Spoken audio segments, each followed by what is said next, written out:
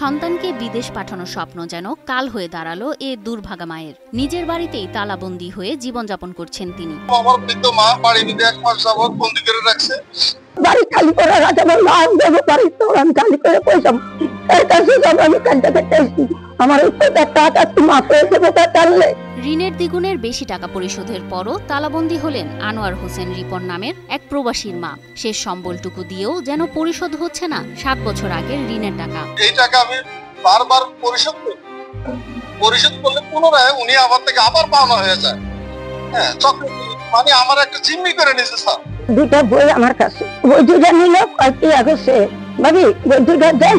আমি একটু হিসাব নিলাম কোথা বই দুটা আমার আর দিলাম।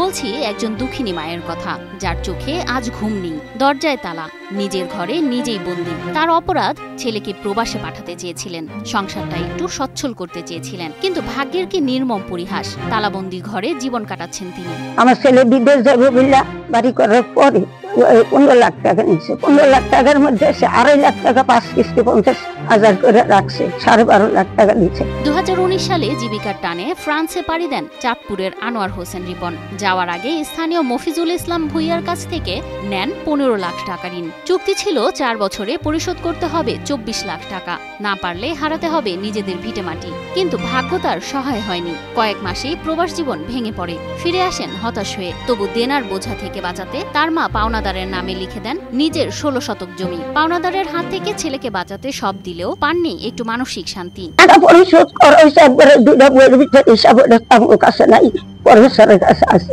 আমি বিশ্বাস করছি চাচা হিসাবে, কিন্তু সে প্রতারণার ভাবে আমার কাছ থেকে দলিল কেমন, আমি তো এই সম্বন্ধে বুঝি না দলিল সম্বন্ধে, সে আমার থেকে বিভিন্ন রকমের ভিতরে লেখা নিয়ে গেছে।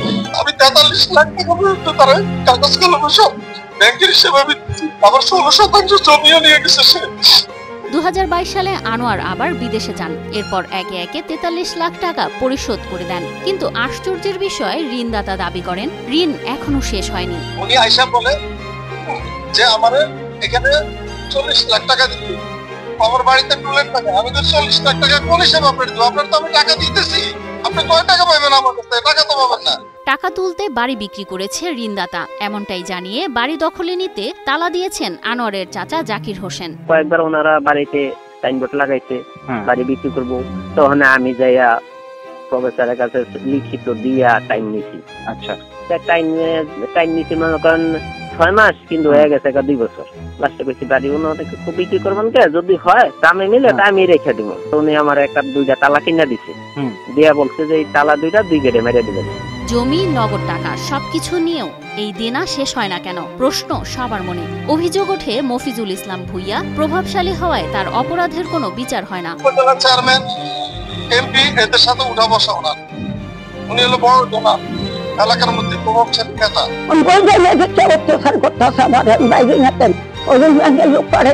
আমার স্বামীর 20 তারিখে বাড়ি খালি করবেন, আর নাহলে আমি পুলিশে না বাড়ি খালি করব। বাংলাদেশের শক্তিশালী থার্মিক স্টিল বার ফেমাস স্টিল লিমিটেড। ঋণের বিষয়ে কথা বলতে সমিতির কার্যালয়ে গিয়ে পাওয়া যায়নি ঋণদাতা মফিজুল ইসলামকে। এমনকি এ বিষয়ে কথা বলতে রাজি হয়নি অফিসের কর্মকর্তারাও। যোগাযোগ করতে হবে।